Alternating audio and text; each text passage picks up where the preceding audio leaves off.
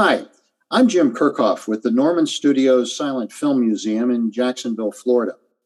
We've joined the Niles Essanay Silent Film Museum in Fremont, California, to present a series of virtual events. One's profiling the role Jacksonville played in the development of our nation's motion picture industry. In this latest edition, the Thanhouser Studio in Florida, we'll be hearing from film historian Ned Thanhouser about his family's production work in the Jacksonville, St. Augustine area at the turn of the last century.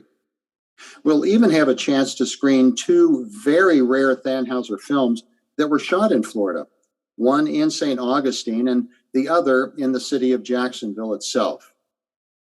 Without stealing too much of Ned's thunder, the Thanhouser Film Company was a major motion picture concern at the time, and one of many to open a studio in the winter film capital of the world. That's how Jacksonville billed itself to motion picture companies located in the Northeast. Thanhouser was one of these, headquartered in New Rochelle, New York. Here's another photo of their Jacksonville operation, but without the Thanhouser staff standing out front. The studio was located in the city's Springfield district at 33 through 37 East 8th Street, just north of downtown. Here's that same address today. Unfortunately, it's now just a parking lot. Although the adjacent building still stands to the left, the Thanhouser studio itself has disappeared, just like all other Jacksonville production facilities from that era, except for, of course, one, Norman Studios. This vacant lot next to the parking area is where the Thanhouser shooting stages once stood. And they were quite impressive. Thanhouser's glass ceiling studio was large enough to accommodate up to 6 movie sets at a time. The facility, which was back then state-of-the-art, allowed the company to create up to 10 reels of product each and every week. That output included 3-reel films billed as Thanoplays. Then there were short comedies marketed under the Falstaff banner, which comprised the bulk of Thanhouser's Jacksonville output, along with Thanhouser Mutual Master Pictures, which were 5-reel features. In fact, Ned located this one, the Net, in the form of a nitrate print at the National Library of Norway. He'll be telling us more about that film and others during his presentation. After we hear from Ned, we'll be screening The Girl of the Grove, which is a Thanhouser 1-reel drama shot in St. Augustine and released in 1912. We'll then be viewing a 1-reel comedy made by Thanhouser's Jacksonville studio in 1916. It's titled Guiders. If you're not already familiar with the Thanhouser Company Film Preservation website, you really need to be. Just go to thanhouser.org. There you'll find an enormous amount of information regarding the Thanhouser Company, along with rare Thanhouser films that are available for purchase or streaming. So with that introduction, it's my pleasure to turn things over to Mr. Ned Thanhouser. Hello, I'm Ned Thanhouser, and I'm here to give you a brief introduction to the Thanhouser Studio and its history of film production during the silent movie era and its presence in Florida. This is in support of the Norman Studios retrospective for the Niles Essanay Museum. In 1909, thanks to Thomas Edison and his projecting kinetoscope, the demand for movies exploded as corner theaters that were known as Nickelodeons emerged onto the scene, where the price of going to a film was much less than going to a theater or to vaudeville. Back in those days, a Nickelodeon, which stood for a nickel per film, was about the cost of a beer. Enter Edwin Thanhouser, who had been a theater manager and actor in his career, who saw this emerging opportunity to produce films and take his skills as an actor and theater producer to this new venue in the chase for new business opportunities. In 1909, Edwin Thanhouser, with his wife and actress Gertrude Thanhouser, and her brother-in-law, Lloyd Lonergan, co-founded the Thanhouser Studio in New Rochelle, New York. One of the questions I get about the studio and its production was, what kind of films did they make? And on this chart, you can see the vast majority of their films were dramas. A third of them, a little over a third, were comedy films. And we'll see that later on when they established the Falstaff comedy brand. They also did classic films where they would take classic works of literature from Shakespeare and other authors of the time, like Dickens, and make compressed versions of those that were available on silent film. This was one of the things that they're really well known for, was bringing these classics to the screen. These classics, the stories were very well known to the audiences of the day, and to see them brought to life on the screen really helped establish Thanhouser's reputation. While Thanhouser produced over 1,000 films, he didn't believe, after the studio closed in 1918, that they were worth saving. They presented him with a bill at the local storage facility for the nitrate films, and he thought they were worthless. He said, "Bah, they're worthless. Burn them." And so they were burned. But every film produced multiple prints that went into distribution around the globe that were saved by archives and private collectors. And in this graph below, you can see in the blue bars, this is the number of films by every year from 1910 through 1917 that the company produced. And the red bars show the films that we know have survived. So this period of the film industry that Thanhouser was active is what's called the transitional era in early film. And the company went through several management changes. It started as an independent studio with Edwin and Gertrude and Lonergan at the helm. And then after a couple of years of great success, the studio was purchased by the Mutual Film Corporation with Charles Height as its leader. We'll see that later. And then in 1916, Mutual, in love with Charlie Chaplin and the revenues that Charlie Chaplin was bringing in, ejected Thanhouser from its distribution schedule. But Thanhouser had a good reputation, and some of the films that they made we can see back in the early days. Again, I mentioned earlier some of the classic films, such as The Vicar of Wakefield, story by Charles Dickens, that was brought to the screen twice. They did it in 1910 and in 1917. They also, under Charles Height's leadership, produced one of the early and most notable serial films. There were 23 episodes called The $1 Million Mystery, starring James Cruise and Florence Labadie. We'll see more of that. And then in 1915, they started going into longer format productions. Here, this is a Mutual program branded The Thanhouser Play, which is a 4-reel film. This is a story by H. Rider Haggard called Mr. Meeson's Will.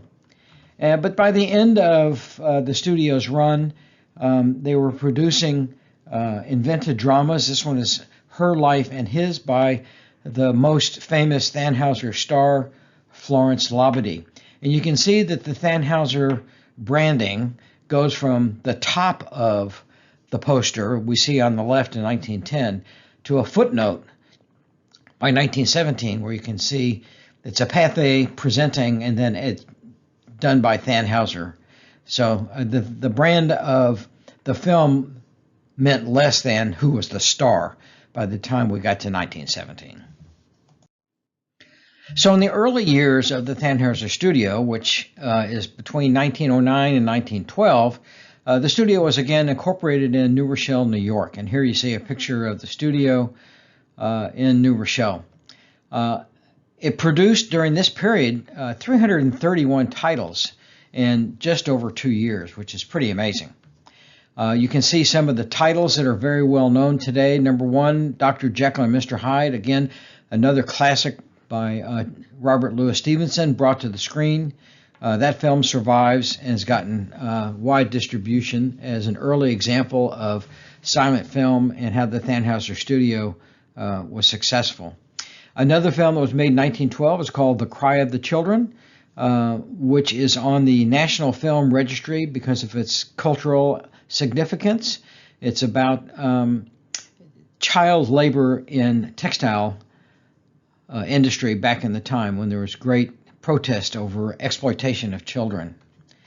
In Florida, Thanhouser went down in 1912, and that was its first foray, doing 18 titles in St. Augustine. And here you can see one of the surviving still images of one of the films that was shot in St. Augustine on the beach, named The Arab's Bride. Unfortunately, that title is not known to survive. During the early days from 1909 to 1912, there was a large number of very famous stars. Now, getting stars to act before the camera at this early phase of the motion picture industry was difficult because people thought that going from the stage to silent film was a step down in their credibility as an actor. But there were a number of actors and actresses that joined the studio at this time. One of the more notable ones was Minion Anderson, and then Helen Badgley, who was billed as the Thanhouser Kidlet. She was like 5 years old when she joined. Another famous star is Harry Benham. We'll see him in some films. James Cruise was probably the most notable male actor. He went on to Hollywood as one of the most highly paid directors who made the first full-scale Western called The Covered Wagon. And then one of the more famous child actresses was Marie Eline. She was 8 or 9 when she joined the studio, and she was marketed as the Thanhouser Kid. And another famous actor we see in a number of early films, William Garwood. And of course, the most famous of the Thanhouser actresses was Florence Labadie. She was a daredevil, did her own stunts, and was one of the more famous actresses of the day. And she was tragically killed in an automobile accident in 1917 and led to the demise of the studio. We also have William Russell, who was another one of the Thanhouser actors who was very active in early films, and Marguerite Snow, who starred in a number of Thanhouser films and was the wife of James Cruise, who we saw earlier. After rejecting multiple offers to buy out the studio, Edwin Thanhouser finally gave in to Mutual Film Corporation and Charles Height. Here we see a picture of Charles Height shaking hands from the Men of Mutual, as is titled. In January of 1913, a year after the sale, the studio burned to the ground, and they did eventually rebuild, but that was a very tragic undertaking. No one was killed. Some of the films were destroyed, but luckily Thanhouser had multiple production arms at the time and were able to keep their commitments to distributing films. They had multiple brands under Height's leadership. They had the Princess brand. You can see a middle picture there showing all of the different films that had come out under the Princess brand, and the $1 Million Mystery. So during Height's leadership from 1912 to 1914, we see almost 390 films being produced and released. You can see the slide on the lower right for the $1 Million Mystery. One of the things I like about this slide is it says 9 miles of love, mystery, thrills, and adventure. And the 9 miles is because they produced 23 episodes, each episode being 2 reels in length. And if you multiply out the number of feet of film, that is 2 reels of film times 23 episodes, you end up with 9 miles of film. So that's where that comes from. But in August of 1914, Charles Height was returning from New York in his new Roadster, and he ran off a bridge and was killed. And here's the newspaper article. This really left the studio in disarray because there was nobody set up to take over the leadership of the studio. The studio was losing talent. It was being run by a committee of investors who knew nothing about producing film. So this was a real turning point for the studio. Again, this was August of 1914. During the 1912 to 1914 era, when Charles Height was running the studio, we saw some new faces appear. First, Shep, the Thanhouser collie. Here you see Shep with Helen Badgley, the Thanhouser kidlet, in one of the favorite films from the Thanhouser studio titled A Dog's Love. And then Muriel Ostrich and Boyd Marshall were hired to star in the Princess films, more of a romantic relationship between those two. And then here we see Morris Foster, who was the husband of Minion Anderson, and he was a major character during this era. And then the Thanhouser twins, Marion and Madeline Fairbanks, who were hired by Thanhouser in this era, and they appeared in numerous films all together as twins, except for one or two films where they appeared independently. And by the way, they're not related at all to the Fairbanks, Doug Fairbanks. And then Jean Darnell, she worked for Vitagraph and Griffith after she left Thanhouser in the 1914 timeframe. So while the Thanhouser studio was suffering from the death of Charles Height in August 1914, Edwin and Gertrude had returned to the United States after doing an extended vacation in Europe, and they returned in August of 1914 with the outbreak of World War I. The Thanhouser board of directors was realizing that the studio was floundering, and they enticed Edwin and Gertrude to return to the leadership of the studio in February of 1915. And at that time, Mutual was responding to the industry demands for more feature-length films rather than the one-reel films that Thanhouser had made earlier when he was founding the studio. So in 1916, Thanhouser decided to return to Florida, in particular Jacksonville, where they produced 30 titles. They were making some feature-length films there, but mostly they were making these one-reel comedies, 108 titles. For example, we see here the Mutual Picture Distribution had this film from Thanhouser titled Willing, Windy to Willie. So again, a lot of alliterative titles out of the fertile mind of Lloyd Lonergan. He wrote hundreds of titles for Thanhouser, including virtually all of the Falstaff comedies. But in 1916, in June timeframe, Mutual, again, as I mentioned earlier, was enamored with Charlie Chaplin and the revenues he was bringing in, decided to stop distributing Thanhouser films. Edwin Thanhouser had to scramble, and he found himself a partner with Pathé America, where he was able to commit to make only feature films.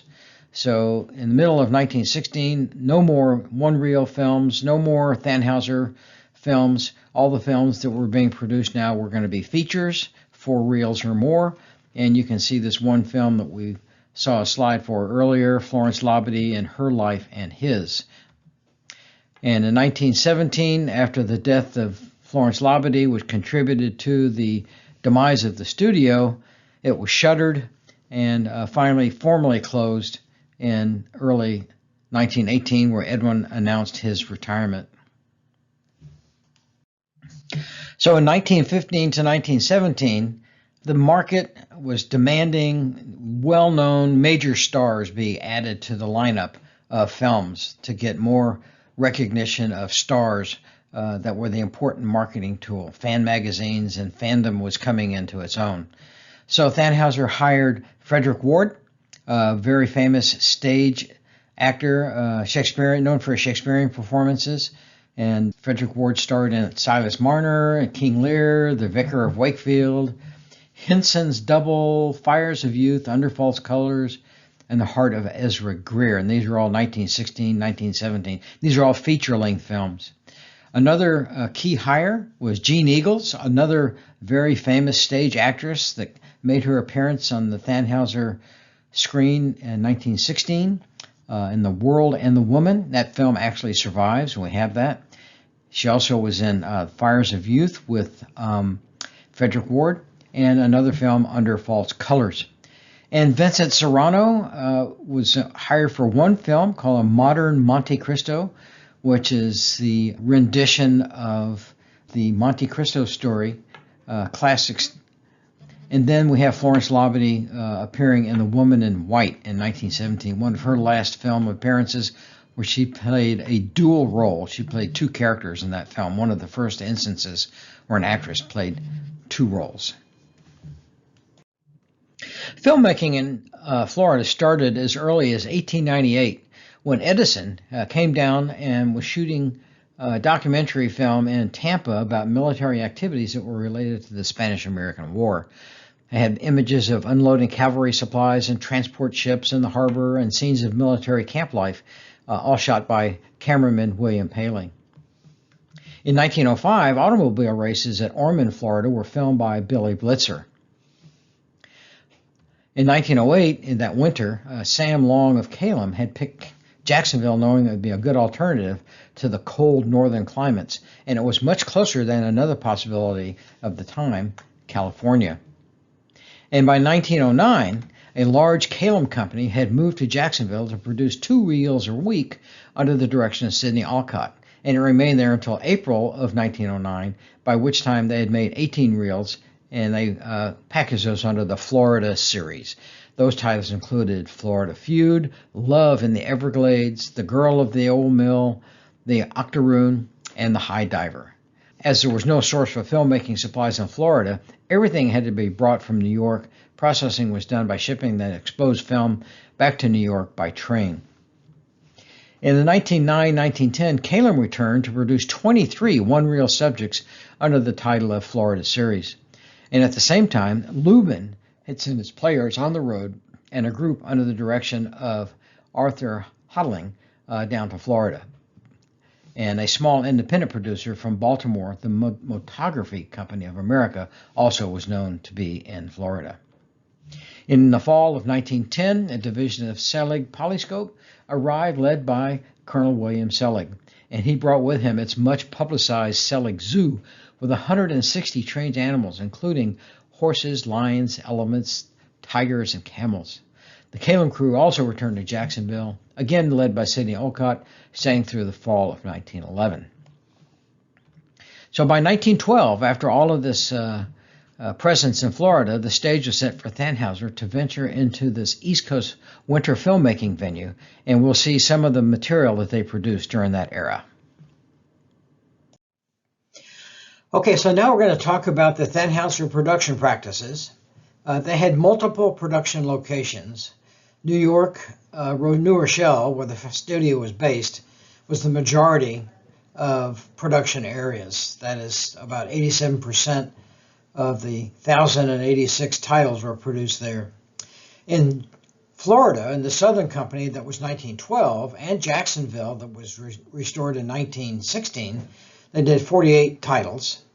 And then they had some other production companies like the Syndicate Film Company that made The $1 Million Mystery and Zadora, plus there were some other minor production locations such as Yellowstone, Submarine Film Corporation, which is in the Bahamas, where they shot underwater scenes, and then the Northern Company, where they shot at Niagara Falls, and so on. So you can see a graph here on the right side that kind of shows you the distribution of where production companies made the products that were released by Thanhouser. The Southern Company in St. Augustine was extant through January through March of 1912. Edwin and Gertrude Thanhouser, plus George Nichols, a director, James Cruz, William Russell, Florence Labadie, Marguerite Snow, Harry Benham, and Minion Anderson were present during that production phase. That lasted just for 3 months, and then back in 1916, Thanhouser reopened the studio down in Florida with 55 personnel. A pretty large group went down there with directors such as George Foster Platt, Doris Gray, Florence Labadie, Bert Delaney, and Morgan Jones. Directors included Eugene Moore, who was working mostly on Falstaff comedies, and William Howell, who also did Falstaff comedies. The first Thanhouser foray down into Florida was known as the Southern Company, and it produced films from January through March of 1912, and those films were released very rapidly March through July of 1912. One of the first films that they produced was The Arab's Bride, and it was advertised as the first Florida feature from the Thanhouser Company. It was a one-reel drama directed by George O. Nichols, and it was filmed by A.H. Moses. James Cruz and Florence Labadie and William Russell were featured in that film. Here we can see one of the still shots that survived that shows the scene on the beach. Nicholas Nickleby was filmed and released in March of 1912, and it was a very elaborately produced two-reel drama based on the Dickens novel. Again, Thanhouser loved to bring these classic stories to the screen. It was filmed in Florida and in New Rochelle, and we'll see some footage from that film in the next slide. It was directed by George Nichols and filmed by Carl Lewis Gregory, one of the more famous cameramen of the era. And it featured Harry Benham as Nicholas Nickleby and Minion Anderson as Madeline Bray, which is the object of his affection.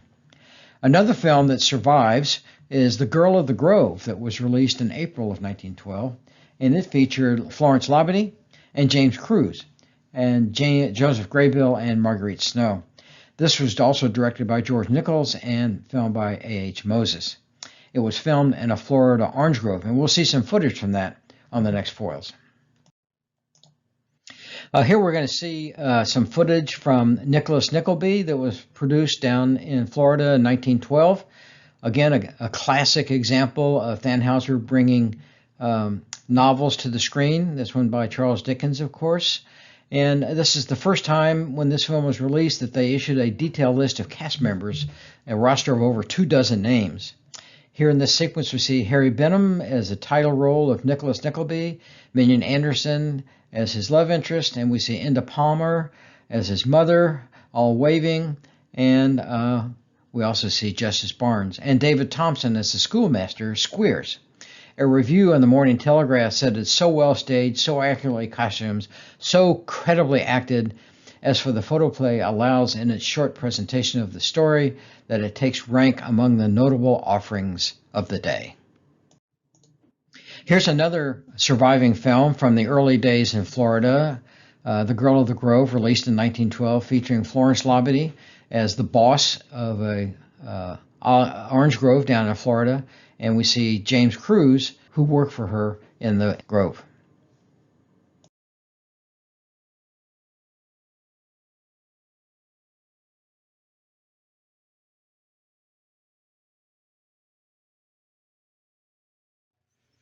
The Thanhouser Company in Jacksonville, Florida, produced films starting in January 1916 through May of 1916.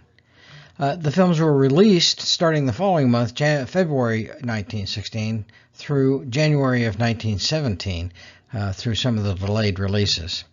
The main one that we're going to see a clip from here is called The Net, which was released by Mutual on April 1st, 1916.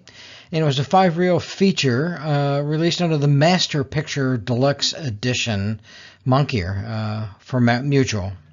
And then it starred Burt Delaney and Marion Swain in this feature.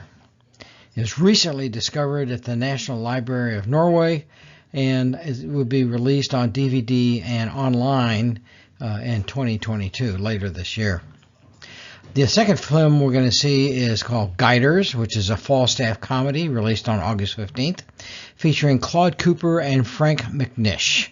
There were 8 Oscar and Conrad Company films as a series, all filmed by Thanhouser and released under the Falstaff brand. Guiders is the only known film that has survived that time frame.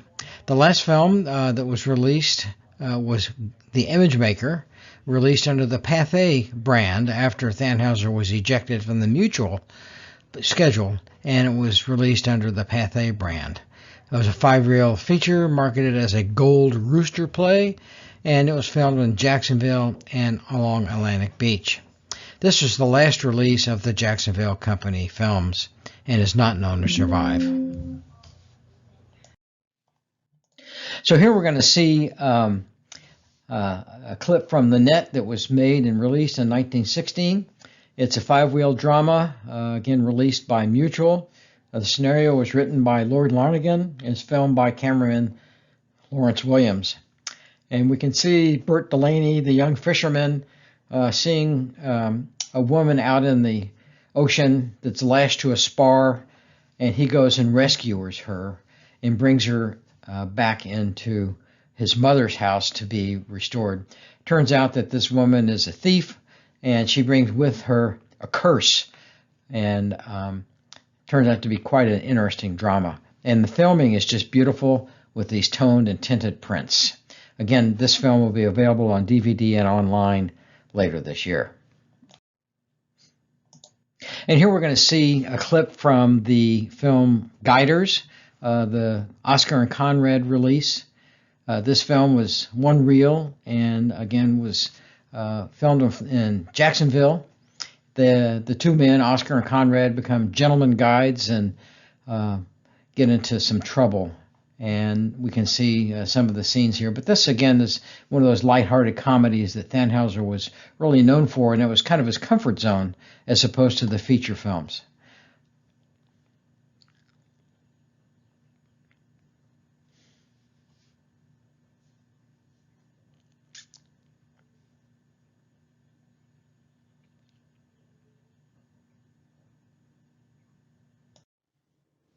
And so I'd like to close to let you know that the Thanhouser studio legacy survives. The Thanhouser website, you can see it here, www.thanhouser.org. On the website, you can read all about the history of the studio and the background of actors and actresses and production crew, as well as the reviews and summaries of all of the 1,086 films that they made. We have 96 of the surviving 265 films. 96 of them are available to view online or on DVD. And please feel free to reach out to me by sending me an email at feedback@thanhouser.org, or there's a Contact Us link on the website. So thank you very much for your attention. I hope you enjoyed this brief presentation about the Thanhouser studio and its efforts of production down in the Florida regions. And I hope that you visit our website and enjoy the films that have survived. Thanks again. Have a great day. Thanks, Ned. Now that we have more of an appreciation for the variety of films Thanhouser produced, let's screen two of the Florida shorts Ned talked about. The first one is the 1912 drama, The Girl of the Grove. As Ned mentioned, keep your eye out for a very young James Cruise, who would later go on to build a long and prolific directing career. Musical accompaniment is by our friend Ben Modell. So let's sit back and visit an orange grove in long ago St. Augustine.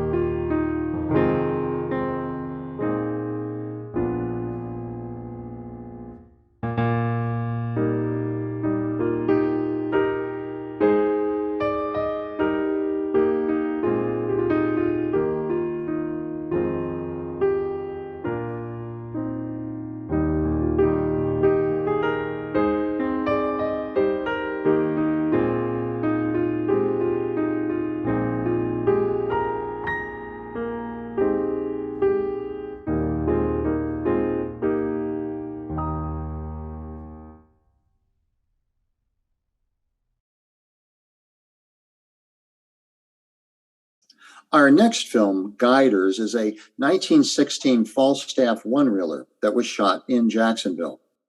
It's one of Thanhouser's Oscar and Conrad comedies, featuring Claude Cooper as Oscar and Frank E. McNish as Conrad. Our accompanist will again be Mr. Ben Modell.